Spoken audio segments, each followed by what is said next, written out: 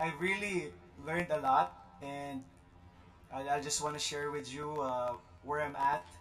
I want to thank my friends from the media that I know that you have to do things because you need to do things because of your job.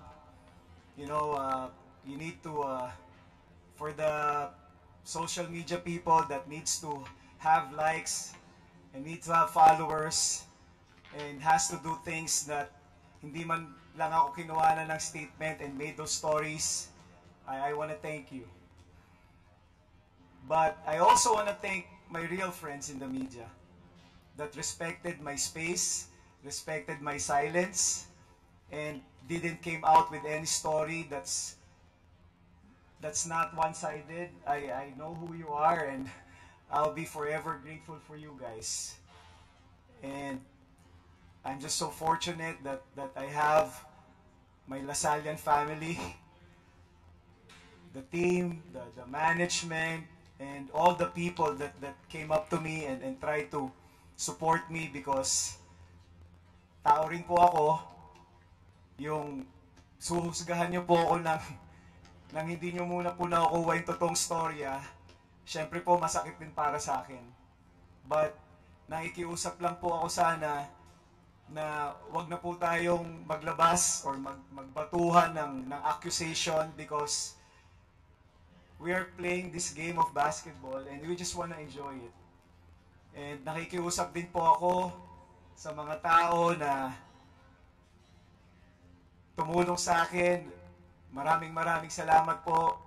Yung I've been watching some podcasts, Shoot First, really gave me a chance and was just fair in giving their output, yung kanilang decision, and marami rin po akong dapat pasalamatan, and pati po sana yung sumigaw sa akin dun sa MOA, Mrs. Villanueva, yung pinahiya niyo po ako sa harap ng pamilya ko, sa harap ng tao na inakusahan niyo po ako.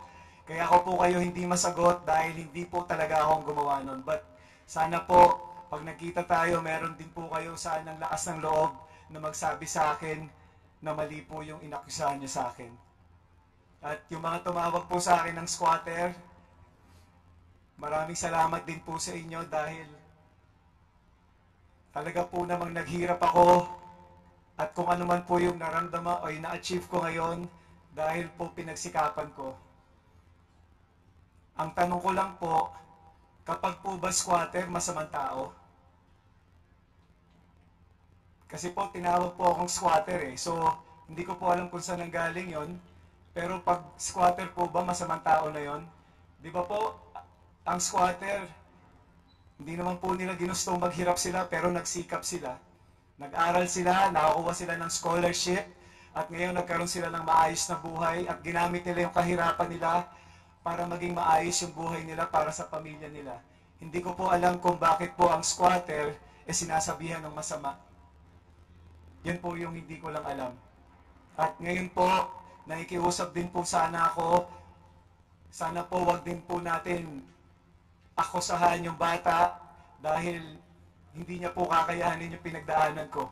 Sana po bigyan po rin natin siya ng paunawa sa mga nagawa niya dahil alam ko po gaano kahirap yon.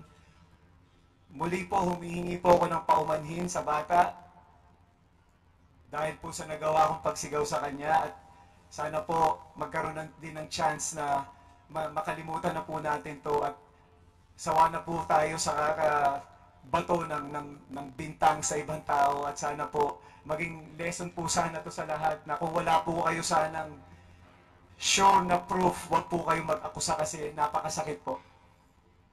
Iningatan ko po yung pangalan ko ng napakatagal. Kung nasan po man ako ngayon, wala po akong dinayang tao. Nanalo po ako ng mga games dahil po ginawa ko yung tama. So para po akusahan nyo ako ng masamang tao, pero pinapatawad ko po kayo dahil I will always live by what we always pray at Lasal.